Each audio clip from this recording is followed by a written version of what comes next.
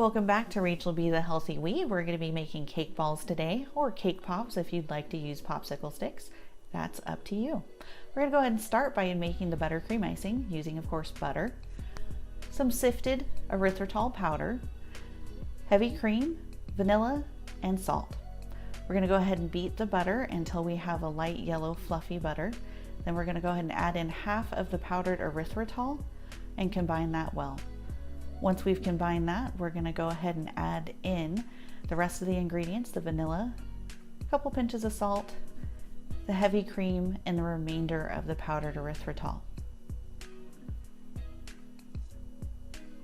We're going to combine that well, and we have our icing. Now we're going to go ahead and turn two 8-inch cakes that I already pre-made into crumbs. Now you can go ahead and make a cake from scratch to make this keto and sugar-free.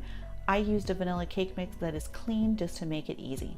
Certainly up to you. You're going to go ahead and break the cake up and put it into a food processor on low, and this is the best way to create nice fine crumbs.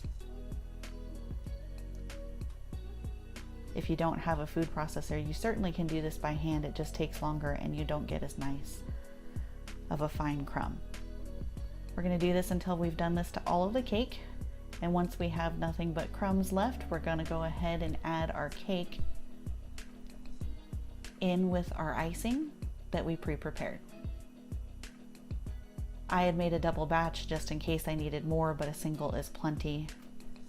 You're going to go ahead and combine this to take a little bit of arm strength until you have a nice Play-Doh-like consistency that will form a molded ball like this.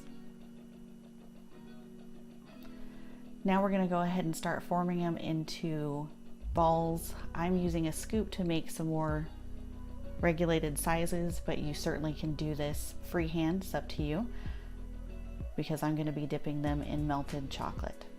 I'm using a ruby chocolate that was pre-tempered that I have then cut into shards with a little bit of butter, and I'm going to microwave it at 10-second bursts, making sure it doesn't get too warm, but that I can melt it for using for topping.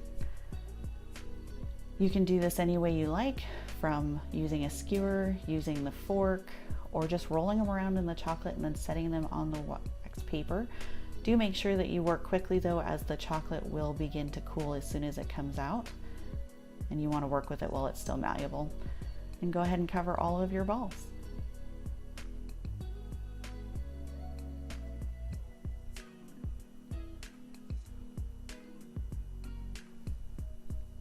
You'll let them sit on the wax paper and set up so that they're touchable, so you can put them away for later.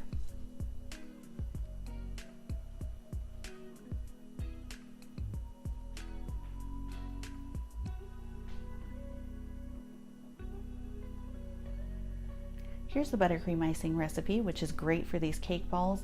A little thick for using on a cake. I would thin it by upping your heavy cream. As you can see, you can also just form these into shapes, and no chocolate covering is necessary. Hope you enjoyed, and thank you for watching.